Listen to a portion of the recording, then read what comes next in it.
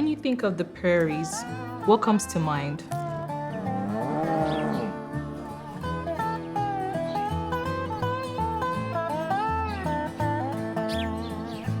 Let me show you what the prairies looks like now.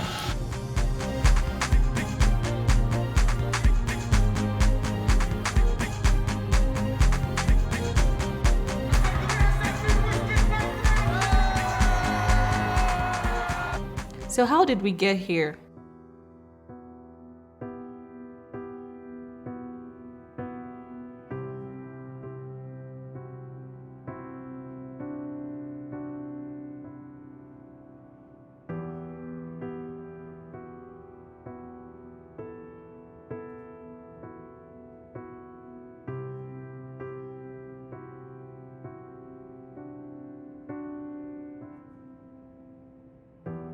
A lot of things came to a head at around age 22 when I just realized that, no matter how skilled I am, no matter how well I do the technique of ballet, I am just not the part. This body was not built, this specific body of mine that many African women carry was just not built for this art form. And also thinking about the attire that we're required to wear in ballet. That first day putting on these tights, even with that glee in my eyes, that excitement, I just remember thinking that this color, which is like a sort of sick grayish, when it's on my skin, just does not look like that. Whenever we try costumes on, for example, there would be like a nude mesh, but that nude is not this, you know what I mean? And whenever we do hair was another thing that was so heavy for me in that space. The girls with the long hair, all of that, they would just like be able to just wrap it and put it in 5 seconds, put like maybe one bobby pin, and then they're ready to go. Whereas like I would change my hairstyles all the time. I had dreadlocks for a very long time. I had braids sometimes on those dreadlocks, so it would take a big amount of time. And I was fine with that. I was fine with doing all of that. It was just that I could not meet the standard of uniformity that's required in ballet. And I think that's what chased me out of that world. It's not that I had a problem doing, like, I love my hair, I love my skin. I just didn't have the attire, and the standards just did not welcome me in a way. And that was heartbreaking to leave, because those are such fixable things. Standards can be changed anytime. So yeah.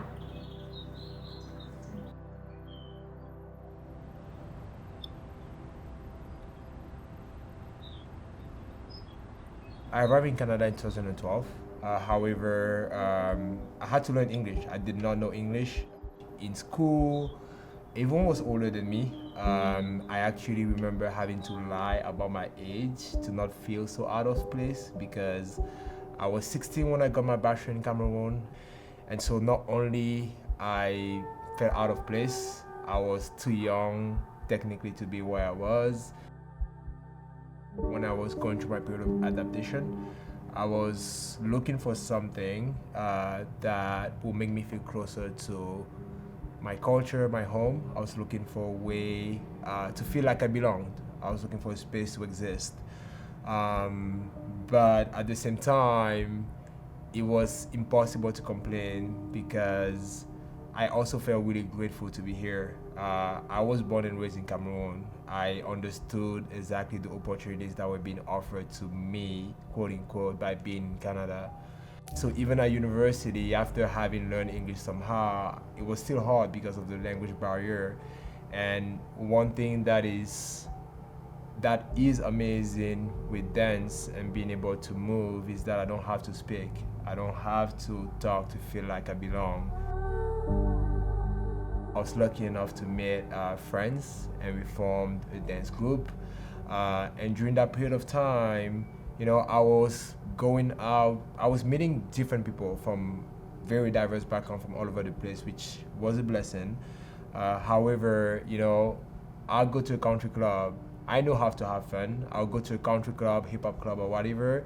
Especially back then when you worked in the club in Edmonton, whether you are alone or with friends that look like you or with friends that don't look like you, it's easy for the DJ to spot you and be like, oh, there's a brother in the house, and then you just hear something like Prairies playing and everyone goes off and they come to you like, hey, hey, hey, hey. You're like, okay, and everyone is singing along, saying the N-word, and I don't know that I feel comfortable to be here, and it still felt like what I was looking for, what I was striving for, which is the soul of the African music that I grew up with. I could not find that anywhere.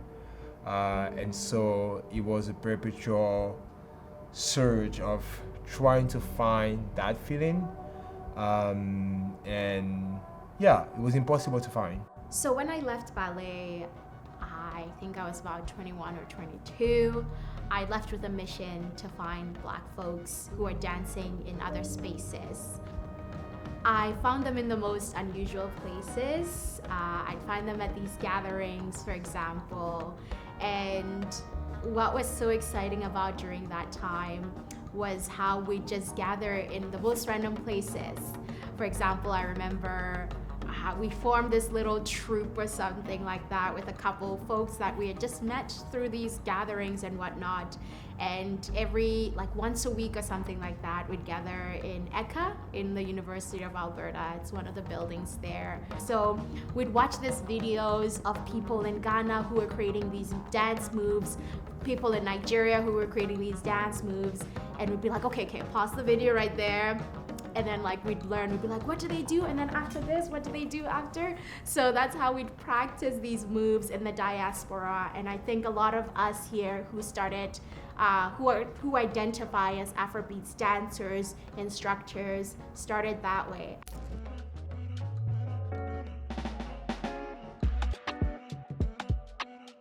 In 2017, right before the beginning of the summer, I'm not sure exactly where we're coming back from, but I was dropping one of my friends downtown Edmonton, and we were in my real old car. It was in 1996 red Honda Accord. You know those old cars that you have the radio, but you have to do some tricky connections. So that was that type of car. Me and my friends were sitting in the car and we're just jamming to music.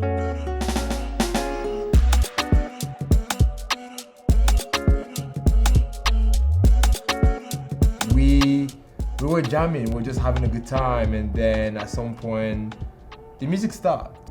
It didn't make sense that we could have more fun in our car than when we would go out. That's how we all started. In the car, we decided that we wanted to create and have Edmonton's first Afro-Latin party. And that's how La Connexion was born, and that's how we are where we are today.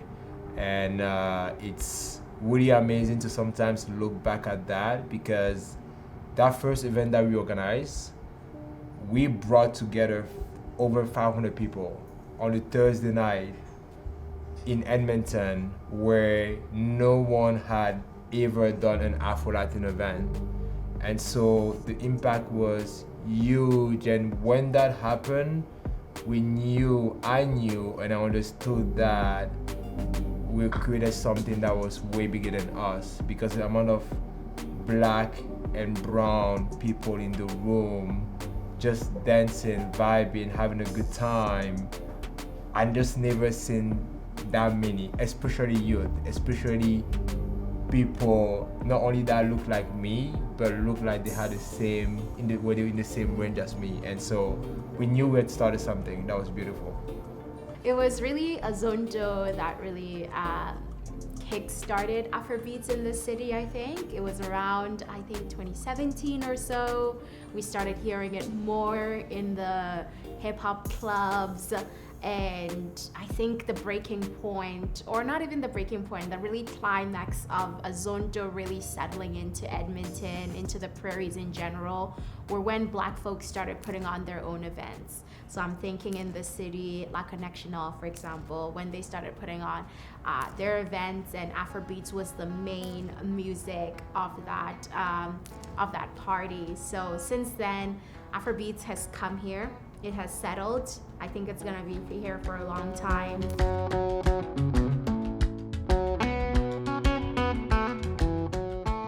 I first started to see a greater influx of, events centering African people was probably at first through university at the University of Calgary. So with the African Caribbean Students Association, just being with friends who were involved in it, and just seeing that community start to build, of saying, okay, there's a bunch of students who are here and who are wanting programming and seeing stuff that reflects them. And then throughout time, just continuing to see outside events. So Icarus Sound coming through with day parties and night parties, and really just seeing people flocking to them, because I think for so long, it's something that people have wanted, but it just wasn't necessarily available. Sometimes it feels like at a certain point, people have been waiting for this to happen, and you start to see the demand by just how many people come out and the amount of joy that people feel being at those events. It's just the vibe. It's the feeling of, being out on the patio, surrounded by people that look like you, and listening to music that makes you feel like home or reminds you of home. The sun is shining, coming down on you, and it just feels good. When you're at these events and you're seeing other people like yourself just shining in the sun, there's nothing better than golden hour and a whole bunch of black people having a good time. It's a feeling that it's hard to explain, but it's something that has very, very, very lasting impact on people and the way they carry on in their lives. And I term that black joy. And the message of Afrobeats, Afrocentric music across the continent is usually just vibes. It's very simple music and just vibes. And trying to push that goes a long way. But gradually now in Calgary, you could go out from Thursday to Sunday, and there's Afrobeats every day. That is very unique to Calgary. You do not see that anywhere in this country. From the East Coast to the West Coast, it's very far and few in between that you get to see those type of events. 4 days in a row. You barely hear one hip hop song. So it's a lot of times when people attend those, they're like, am I in Calgary? Where is this? So that is gradually growing and expanding more. And if you see Afrobeats too, it's like pop music now. Justin Bieber's on a whole bunch of Afrobeats tracks. So it's exponentially growing worldwide. And it's helping us out too in that way. When people see these things online now, it's so contagious where you might have people in Toronto, Montreal, Vancouver, wherever they be in the States, and they see, they're like, where is that? Calgary? What? No way. I want to pull up to that. Because they can see themselves in that environment, just vibing. So it's starting to really grow, where people are beginning to recognize Alberta and be like, wow, they really have a scene going on there. Those guys are moving very differently, and they want to be part of it. And they're like, wow, I need to pull up to Alberta. That looks amazing, so we're beginning to see that recognition also be spotlighted.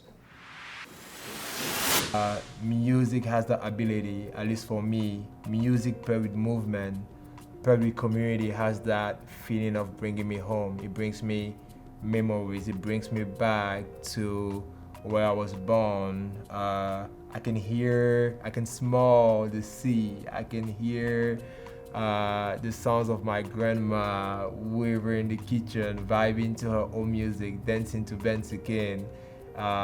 It is a part of me. Afrobeats in the Prairies seems like an oxymoron, like putting Afrobeats and Prairies together. It just seems like these two don't go together at all, but there's just something about our cultures that can make their way through anything. Like I think about them as greens like cracking through pavements. What I would ask is that we hold on to that integrity of Afrobeats. We respect the language, the culture of it. We don't water it down. And I think Afrobeats can not only find a place, but also a future here.